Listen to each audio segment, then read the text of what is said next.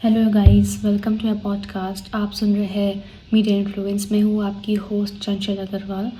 So today I want to talk about something we all go through, failure. It is not always easy to face, but I believe every failure teaches us something valuable.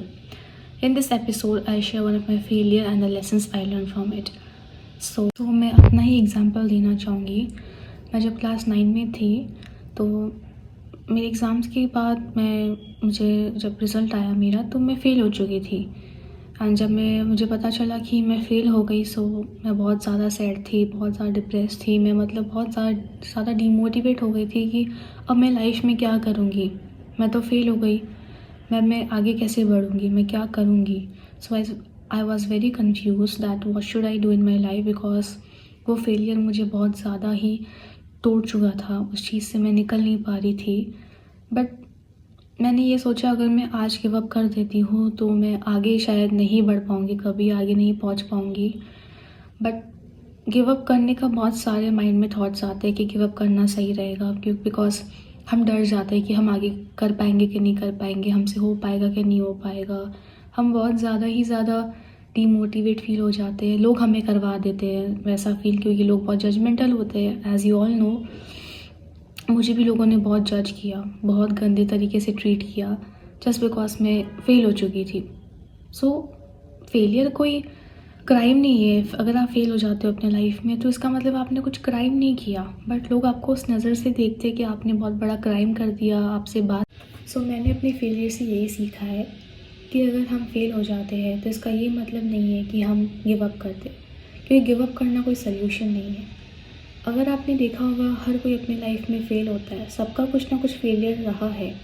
पर इसका ये मतलब तो नहीं है कि हम अपना लाइफ ही छोड़ दें, हम गिव अप ही कर दें.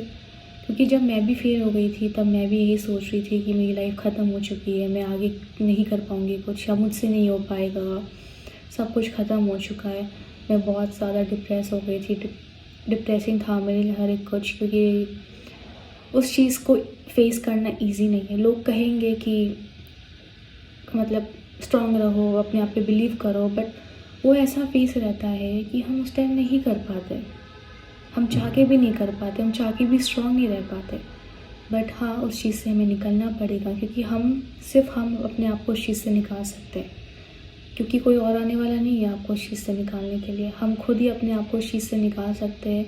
और हम फेलियर से कैसे डील करते हैं, कैसे उस चीज़ को हम समझते हैं, कैसे उस चीज़ से ओवरकम करते हैं, वो भी मैटर करता है. तो फेल होना कोई बुरी बात नहीं है. और अगर कोई इंसान फेल हो रहा है, इसका ये मतलब नहीं है कि वो गिव अप कर दे, क्योंकि फेल हर कोई होता है लाइफ में.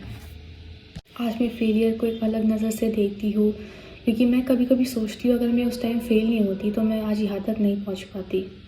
तो मैं यही बोलूँगी कि मैं बहुत ग्रेटफुल हूँ कि वो फेलियर से मैं निकली, उस चीज़ से ओवरकम करी, और आज मैं अपने लाइफ में बहुत अच्छा कर रही हूँ, बहुत कॉन्फिडेंट हूँ, मास्टर्स कर रही हूँ. तो वो फेलियर का ही एक पार्ट है. अगर मैं फेल नहीं होती तो शायद मैं वहीं स्टक रह जाती, मैं कुछ कर ही नहीं पाती, गिव अप कर देती अगर मैं, तो मैं यहाँ तक पहुँच ही नहीं पाती. सो मैंने अपने फेलियर से बहुत कुछ सीखा है. तो मैं सबको यही बोलूँगी कि फेलियर हमारा लाइफ का एक पार्ट है. तो ये पार्ट भी बहुत अच्छा है. ऐसा नहीं है कि ये पार्ट बहुत ख़राब है. मुझे भी लगता था कि मेरी लाइफ कितनी ख़राब है, मुझे भगवान ने कितना प्रॉब्लम दिया है कि मैं फ़ेल हो गई.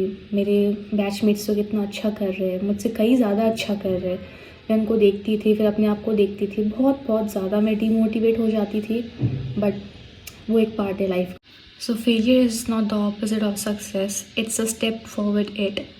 Every mistake teaches us something new, and every setback can become a comeback if we don't give up. Thank you for listening. Remember, your failures don't define you, your responses to them does. Thank you guys. मिलते हैं अगले podcast में एक अगले topic के साथ. Thank you.